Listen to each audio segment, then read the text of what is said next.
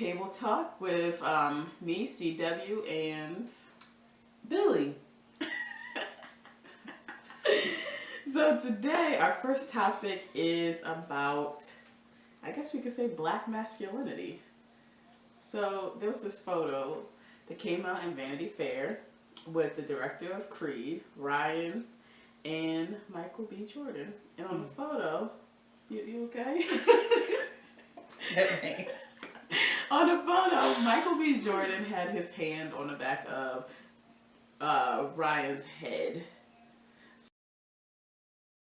And let me see what I wrote here. We had people saying, he looks like he's about to give him head. And also, someone said, highly weird with their homosexual agenda jamming it in our face. So what do you think about the photo? So I follow Ben. or also known as Michael B. Jordan.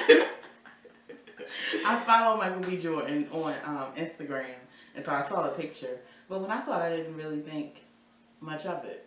I think I didn't think a whole lot of it. One, because we're like in a committed relationship, and then two. Okay.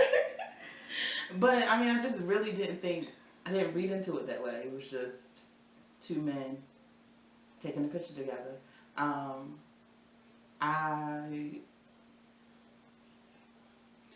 just saw it as like, kind of like two men bonding as brothers. Like how many times it's like, a man with his like father and you just like ruffle your son's hair or something like that. Mm-hmm. So I just saw it's like two men showing affection to each other. Mm-hmm. It's not that he's pulling them in for a kiss or anything. Like it's just two brothers celebrating like they had this big successful movie in Creed. And it's just like, when you see two black men, like, what's the difference between that and them giving each other a hug? Yeah. So I didn't really see any kind of difference to it. And there's no such thing as no damn homosexual agenda. It's not real. Because I don't know what it is. I'm lesbian. I don't even know what it is. Like, can someone clue me in? Like, I didn't get the manual or anything. I missed out on it. Yeah. I don't know. I just feel like they have a lasting relationship. And, like, Michael B. Jordan on the picture, he captioned it saying, like, my brother in arms. You know what I mean? And so they have this lasting relationship from even Fruitvale Station. Oh, yeah. True. And so they are brothers. They see each other as brothers. And you get to be close and share spaces like that with your brother. You get to do that. I just feel like when people say stuff like that, they are not comfortable in their own sexuality. Because it's like, okay, we're showing affection to each other, so that automatically leads to like, oh, now we're boyfriends. Like, it doesn't work like that. And it drives me crazy when people talk about this homosexual agenda too, because I feel like, one, it just doesn't exist. But I feel like the idea is that this homosexual agenda is taking away or reducing the person themselves, you know what I mean? So Michael B. Jordan is less of a man because he took this picture, you know what I mean? And then that comes in like, you're less of a man if you're a homosexual male. Yeah. Which is like, what does being homosexual have to do with, masculinity? Those things have nothing to do with each other. Because the we have is about, of course, Joe's Crab Shack. So I don't know if you saw that the story of, two patrons were at the restaurant, and embedded in their table was a picture of a black man being lynched. And they also had, a cartoon little bubble thing saying, all I said was, I didn't like the gumbo. So, of course, like any wonderful company, their parent company went on and apologized. And they also offered them a free meal. So, what do you think about that? So, my initial thought is, I don't even really see the connection. I've never been to Joe's Crab Shack, but I'm assuming they sell crabs. Why would you even, like, what's the connection? Why would you even do that? You know what I mean? It's like you went out of your way. Like, if I have a restaurant, we sell seafood, I'm gonna have pictures of water. Yeah, some kind of like crabbing, like someone going fishing. Exactly. So I'm not gonna go out of my way to find this picture to add a speech bubble that says something about some gumbo. Like, that's too much. And I feel like somewhere along the line, somebody should have stopped and looked at the picture and said, wait, what? Like, how does this even, why is this here? Why are you doing this? I think about the people who might work at this Joe's Crab Shack who were maybe changing the table settings or whatever. Like, God forbid if it was a black person putting the placemat or whatever it was down, and what they would have thought about, and you know what I mean? It just gets me that whoever the hell did this, you didn't find this problematic at all. And like the thing that gets me is that they were like, well, this is not a lynching, it's a public execution. But we both know that black people were lynched in the guise of a public execution for doing something that who knows if they even did it. Because a lot of times they didn't do it. So that's the thing that gets me about this whole situation is that you're going to apologize, but then you go back and like, well, this was not a lynching. It's public execution. And like, who the hell sit there and watch public executions? I mean, we know who does because we've seen the other pictures of it. But that's besides the point. Who just sits there and watches it? And who thinks that's, something decent to put at a table where you're trying to eat, I'm trying to enjoy myself. I don't want to see someone hanging. And then you, like, even if it was a public execution, you use it as, like, a joke. You know what I'm saying? When you have this little speech bubble. Mm-hmm. Like, even if it's a public execution, which I don't think it was, how do you think that's a joke then? Yeah. It's terrible because I feel like the suffering and the terrible experiences of black people are often used for commercial profit. And this is just an example of that. And it sucks because that's the case. I mean, it's just terrible. It's like, I don't know. It just leaves speechless almost that someone thought that was okay. And then you apologize, but not really because you try to defend what you did. Exactly. If you really wrong somebody, then your apology should be, I apologize. I will remove it. It will never happen again. Not like, I'm sorry, but... Exactly. Like, real apologies don't have a qualifier after, but this is this. Like, real apologies don't have anything like that. Mm-hmm. So it's like, that doesn't sound sincere at all. It just seems like they're trying to, save face now. Mm-hmm. When you already fucked up. And then give somebody some free meal. Yeah, some free meal. Although their food is very expensive. But then black people's like, no, damn free meal. Like, after you see something like that, like, I'm done with you. Yeah, and who wants to see a public execution when they're eating anyway? Exactly. I can't either. I only went to Joe's Crab Shack one time. I thought they was overpriced, and I thought it wasn't even worth it. But I definitely won't be going back there ever again. If you want crabs, go to Sea Pride on Monroe Street. I don't eat crabs, but that's what everybody get them. Are we being sponsored by them? Oh man. Oh, he's doing good on time.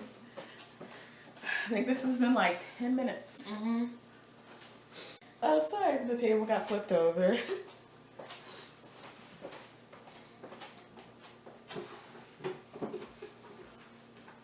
Oh, y'all changed our clocks and everything. Yeah. All of my clocks say something different. I didn't know what time it was all day. I couldn't change my one in my car though because the button was sticking, so I couldn't push it. So now my car clock is something like 1:41. So fucking throw me off. I'm late. You get there an hour early. Oh, I'm not late. Stressed out.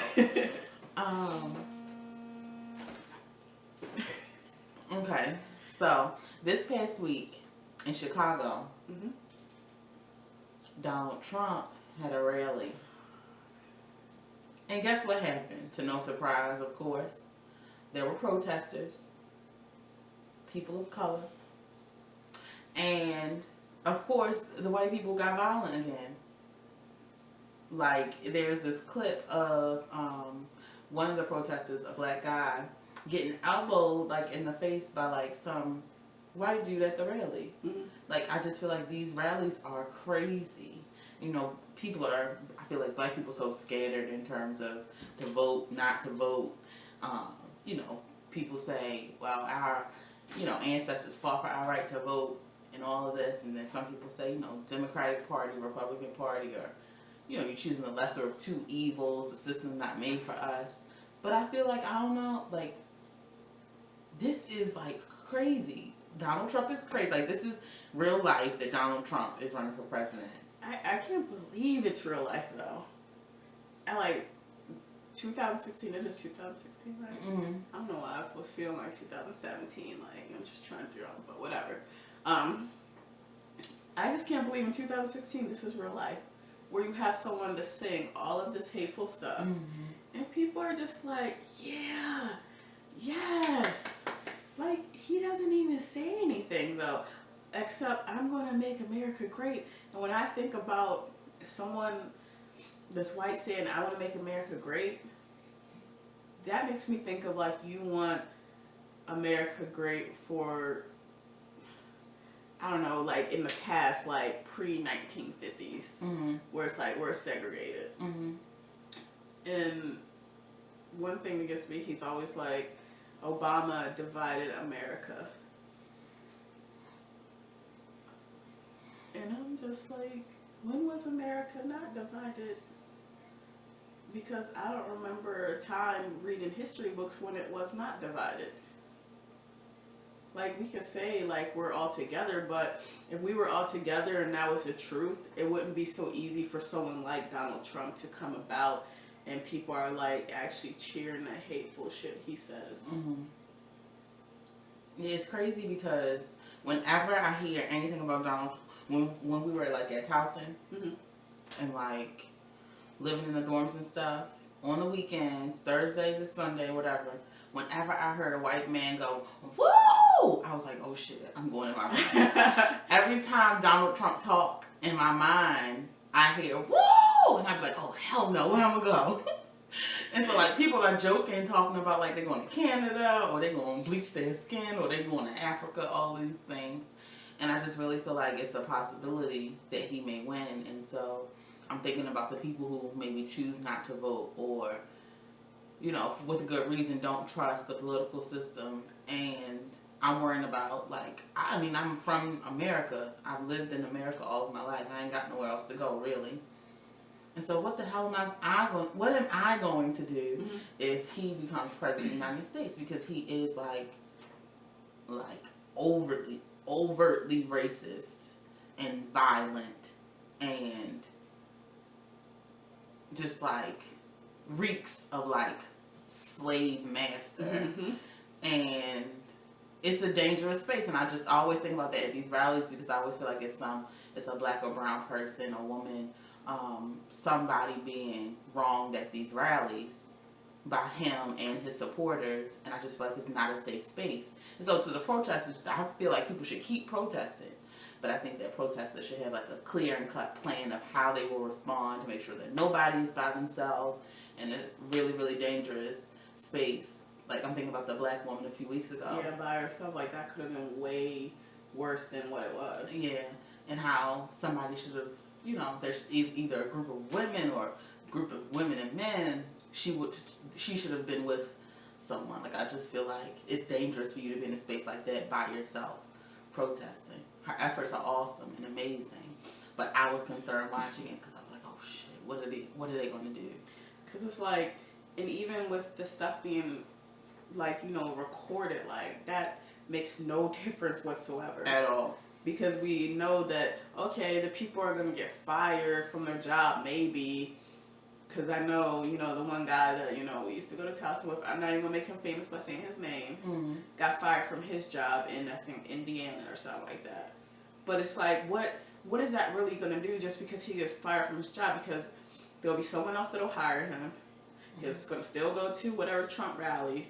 He's going to be still assaulting black women, black children, black men, whatever, when they come along. So it's like, I just feel like overall with like someone like Trump, this is a dangerous time if basically you're not a white man. Mm-hmm. Because he don't fuck with white women either. Because he's called like them fat whores and fat pigs and all this other stuff. So it's like, I'm not understanding if you're not basically a rich white man, why you're even going along with them. Well, I do because, you know, with Obama being elected, unfortunately, it brought out the worst in a lot of people. No, it didn't. We in a post-racial society.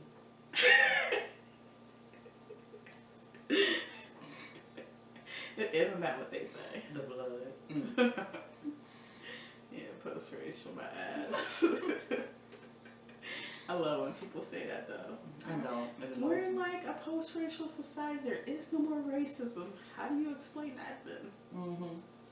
But I think when, like the people that say it, when you don't have to think about racism on a daily basis, then it feels probably like a post-racial society for real for them. Mm-hmm. But it's like, unfortunately, we have to think about that. We have to think about not only being black, but we have to think about being women. Mm-hmm. So it's like, to other people that aren't black women, and even some like black men, like, yeah, you have to fight, you know, racism, but at the end of the day, you're still a man. Yeah. And don't be a black woman without like wealth, Mm-hmm. like working poor, pretty much, or you know what I mean? Yeah. Trying to stay afloat financially, because when you bring in the element of class, that's just a whole nother like dagger. But it's hard, but I feel like we gotta figure out a way to protect ourselves. And like, although I personally think voting is the lesser of two evils, like whoever you're picking. Mm-hmm. We need to go out there and vote.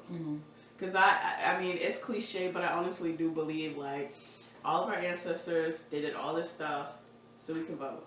They got knocked in the head, they got spit on, they got shot, they got killed, they got beat up. And to say like, oh, we're not going to vote because the system's not built for us. Yeah, but you in America, unless you're moving somewhere else, like you still have to have your voice heard. Mm-hmm. And it's like, if you don't want Trump to win, you better get the hell out there and vote. Yeah. Like whether you're going to vote for another Republican or for Hillary or for Bernie Sanders, like you got to get out there and vote. And you got to vote in these like smaller elections that people often like don't go to. Oh yeah, definitely like your local government. Like councilmen, senators, like vote for all that. Yeah. I think felons got their right. Felons in Maryland can vote.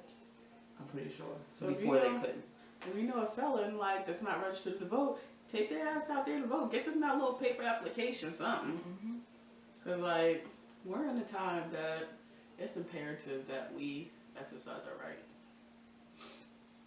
Yeah. Well, that's all we got. So tune in on the 27th, which is Easter, isn't it? It is Easter Sunday. Yeah. After church. Yeah, after church. Come watch our video. If you got like a little, Easter dinner to go to, you can watch that on your cell phone. And feel free to comment, leaving the addresses for the Easter dinner, because I myself love macaroni and cheese, baked macaroni and cheese. So if your grandmother, great auntie, like where that fried chicken at though? Something wrong with us. It went left. Sorry.